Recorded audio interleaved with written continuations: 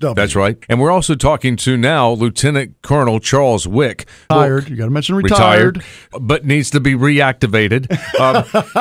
He also has a book that's coming out in November. But this is not going to be something that's like a best-selling type of book. This is a book that is for doctors and people who are into this sort of thing about microbes and viruses. And now a lot of us, you, me, moms, dads, kids, are all concerned about the Ebola virus. Exactly. And he's been explaining to us, we already have the technology developed currently that we can almost within minutes detect if somebody has Ebola. You don't have to wait this 21-day stuff. But let's talk about the actual intellectual property that is discussed in your book and you discussed in the previous segment. The intellectual property itself, the patents on your thought processes are owned by the Army. That's correct. My name's on the patents, but they're assigned to the Army. So he would get like 7% of something if it even sold. There's a opportunity there to get royalties if the Army makes money on it, but the Army's not into the place to really make money on that. Army doesn't like to make money, right? Well, the process of that is they're done through what's called patent license agreements, and the Army always is transferring technology to the private sector. Right, to the private sector to basically commercialize it, and they leave it at that. So at this point, we have a man who has developed the technology while working for the Army, the taxpayer and the concerned mom and dad sitting there looking at the radio going, why aren't we using this technology? Because Ebola is spreading fear faster than anything else. Any thoughts on that, Doctor? Yeah, that's a loaded question. That's a loaded question, yes, from many points of view. My guess here is that the United States is already set up to use a certain kind of technology to try to detect Ebola, but we're not. We don't want to move forward. Is that correct? There's an industry that has a vested interest in making sure we stay where we're at. We used to have VHS tapes. I had one of the very first VHS recorders. Okay, and I bought tapes. A VHS tape cost $25. And I still have a video recorder because I'm in love with VHS, right? Okay. But do I watch it very often? Oh, no, not very often anymore. I'm afraid what I use is streaming video from my iPhone.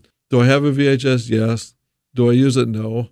Why? Well, I like my high definition and, all that. We've improved. And I've went through all those technologies. Okay. So from a point of view, yes, there are other ways out there. You can make reagents, you can make antibodies, you can make little snippets, and you can use our favorite PCR. And you could do all of that method. But why do that? I just got to be careful because they get real sensitive. But, I've in essence replaced that technology. They don't realize it or they don't want, well, you're not going to. He's not a.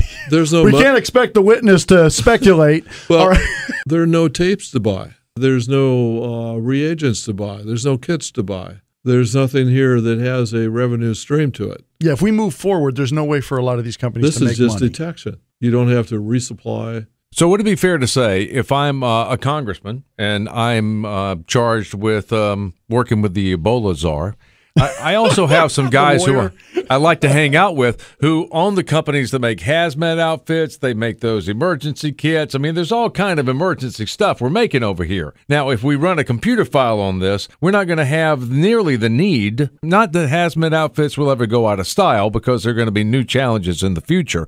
But I've already got in place my support system that supports me, so I support it. Well, you're asking the witness to speculate. We're talking with the doctor, Dr. Charles Wick. Here's one thing I wanted to mention briefly is our congressman right here in our district is a friend of the show, Joe Wilson, who brings up the fact late last week that he's concerned about terrorists using Ebola. Would your technology that the U.S. government has already bought and paid for, would that lower the fears of terrorists being able to use this?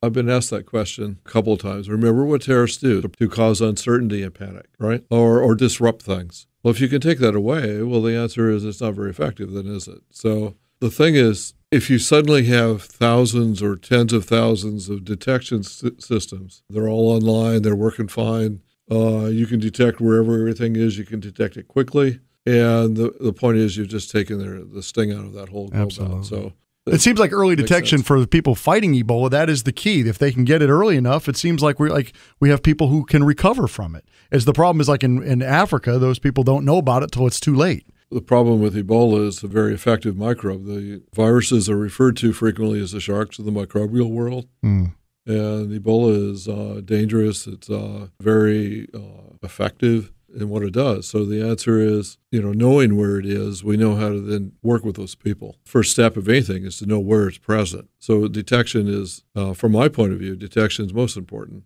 After they get it, well, then you go into the medical go about, and that's a whole different group of people. I can feel a lot of people listening to this going, I don't understand why this isn't available, and I don't know who we got to scream at to make sure that somebody in Washington listens to Dr. Charles Wick, because not only is this the answer for Ebola, but also as we head into the flu season, how many parents don't want to take their kids to the doctor because while you're there, you're going to pick up the flu? Exactly. I mean, it's so much easier. I don't even want to go to the drugstore. Right. All I'm saying is that if you have the kiosk like CVS now has, which is a great idea, but if you have the availability of being able to test your child for the flu in the CVS without having to go to the doctor's office, the doctor's got plenty of people to see. They don't want the waiting room backed up for 7 hours. This application certainly would be a betterment for the American lifestyle and suitable for the moms who are concerned about their children's health. There's been talk about that in the future, a place in CVS or just basically any place. The IVDS unit, and particularly the third generation of the IVDS unit, is being made as we talk. The issue on that is when that's made and automated a little easier, you really will be able in the future to go into and run a saliva, run a sample, and it'll tell you what viruses are present. Man, I can't tell you how excited I am to hear you speak of this, because you're the only person, and I've listened to every news program available. I've listened to every expert, all the CDC guys. They seem confused. Well, it seems like if you want a TV show, if you say anything other than we have a way of fixing this, then you're a liar. They just want fear, rampant fear running through the American people. It's great to know that we have the technology. Now we just got to put pressure on Washington to start using it. And I know you're off to Washington to meet with some people, so hopefully you can bend some ears and make some results. Appreciate that a lot. It's going to be an interesting discussion. Washington is always interesting to go to. Stanford's much more comfortable. yeah, hanging out by the lake is a lot better deal. I know you didn't want to get off the couch, but we appreciate you doing it. It's a great service to all Americans. And again, Joe Wilson, the congressman, he has some emails from your son-in-law with explanations on these types of things. If he wants to call us, I know Joe listens to us all the time on the iHeartRadio app.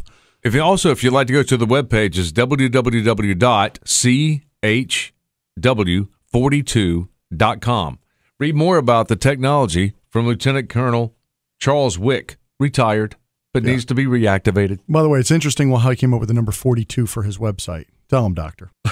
From a very simple explanation, 42 is the answer to the universe and everything, from the Hitchhiker's Guide to the Galaxy. So if you go to CHW42, you get the answers to the universe. Everything. And everything. That's where it is, CHW42. Won't be long, you'll be able to lick a Petri dish, you can stick it in your hard drive, and you get your answer back in 6 minutes. That's great. It is so good to speak with you, sir. Well, Thank you for being a part of it. I so appreciate you asking me here, and I've enjoyed the talking with you immensely. It's Jonathon and Kelly on 100.1 WVOC.